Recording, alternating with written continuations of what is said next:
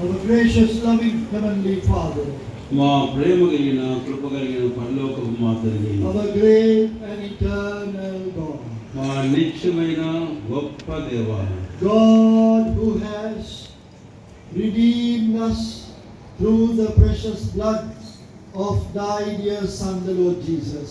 మా ప్రభువైన యేసు క్రీస్తు వారి మీ ప్రియ కుమారుని యొక్క రక్తం చేత మమ్మల్ని మోచించిన దేవుడు, we know that thou hast loved us with an everlasting love. మేమెరుగుదము శాశ్వతమైన ప్రేమతో మీరు మమ్మల్ని ప్రేమించి ఉన్నారు. That thy love is an undying love. ఓ దేవా, మీ ప్రేమ నిలిచి ఉండే నిత్యమైన ప్రేమ. In that love thou art seeking, Lord, to bring us into the blessing of the habitation of God. దేవా, అలాంటి ప్రేమతో మమ్మల్ని ఆ దేవుని నివాసస్థలం యొక్క ఆశీర్వాదంలోనికి నడిపించబోతున్నావు. O Lord, we pray that thou would give us understanding of thy word. ఓ దేవా, ఈ రెండవ భాగములో మీ వాక్యములకు వచ్చిన సరైన గ్రహింపు మాకు దయచేయము. How can we have a share in the habitation of God? దేవుని నివాస స్థలంలో మేము ఎలాగా భాగస్వాములు కాగలమో మాకు నేర్పించు. Lord, this is a great calling.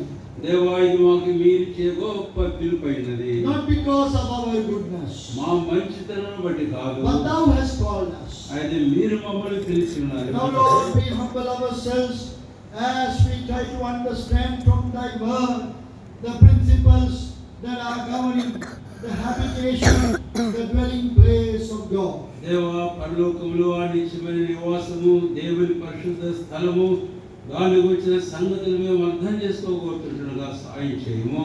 In thy strength thou hast guided them to thy habitation. దేవా, నీవు నీ బలము చేతనే వారిని పరిశుద్ధాలయములను నడిపించితివి. May that strength of the Lord, that power of the Lord deeply work in us. ఓ దేవా, దేవుని యొక్క బలము, ఆ దేవుని యొక్క మహాశక్తి మా జీవితంలో లోతుగా పనిచేయుగాక. Liberating us from the world and from religion.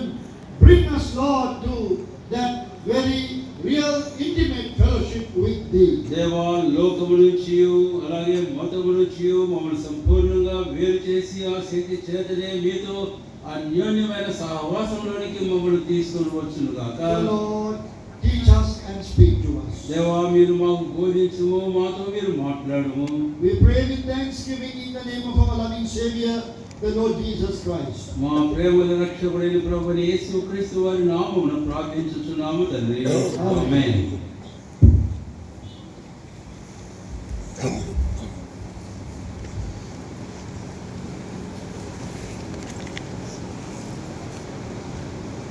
In this theme verse, as we read it in Exodus chapter 15 verse 13, there is a reference to the strength of God.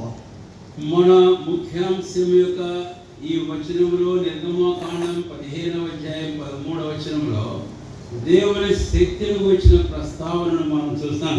God created this whole universe with the power of His word. దేవుడు ఈ సార్వత్రికమంతటిని తన మహత్తు గల మాట యొక్క శక్తి చేతనే తాను చేశాడు. But now here it is specifically mentioned, in thy strength thou hast brought us unto thy holy habitation. అయితే ఇక్కడ ఇప్పుడు ఆ శక్తిని గురించి ప్రత్యేకంగా ప్రస్తావిస్తూ నీవు నీ బలం చేత మమ్మల్ని పరిశుద్ధాలయంలో నడిపించితివి.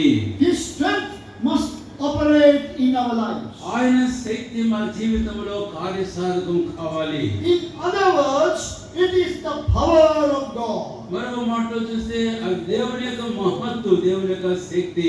What is the power of God that is available to every Christian believer? ఈ రోజు ప్రతి క్రైస్తవ విశ్వాసికి అందుబాటులో ఉన్న దేవుని యొక్క శక్తి ఏమిటి? There is only one power available.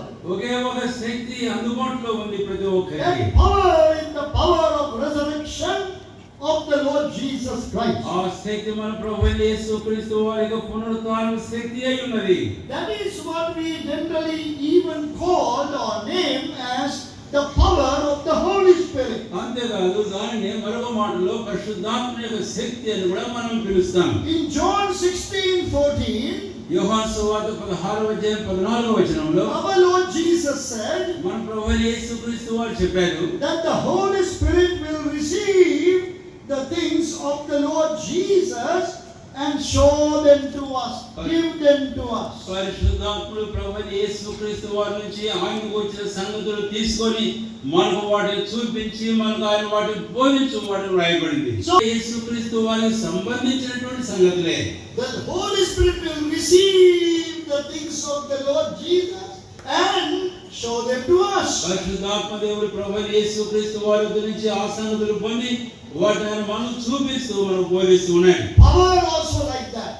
శక్తి కూడా అలాగే ఉంది. It is the power of resurrection of the Lord Jesus. ఇది మన ప్రభువైన యేసుక్రీస్తు వారి యొక్క పునరుత్థాన శక్తి. Where many Christians may not understand this secret. ఎంతో మంది క్రైస్తవులు ఈ రహస్యాన్ని అర్థం చేసుకుని ఉండకపోవచ్చు. They talk about power. వారు ఆ శక్తిని గురించి మాట్లాడబడుతుంటారు. Talk about the power of the Holy Spirit. లేక పరిశుద్ధాత్మ యొక్క శక్తిని గురించి మాట్లాడుతుంటారు. Without realizing it is the power which belongs to the Lord Jesus. అయితే ఆ శక్తి ప్రభువైన యేసుక్రీస్తు వారికి సంబంధించిన శక్తి అనే ఆ గ్రహింపు లేకుండా అలా మాట్లాడుకుంటుంటారు. Please see Ephesians chapter 1 verse 19. దయచేసి ఎఫెసీ పత్రిక 1వ అధ్యాయం 19వ వచనం చూడండి. Ephesians 1:19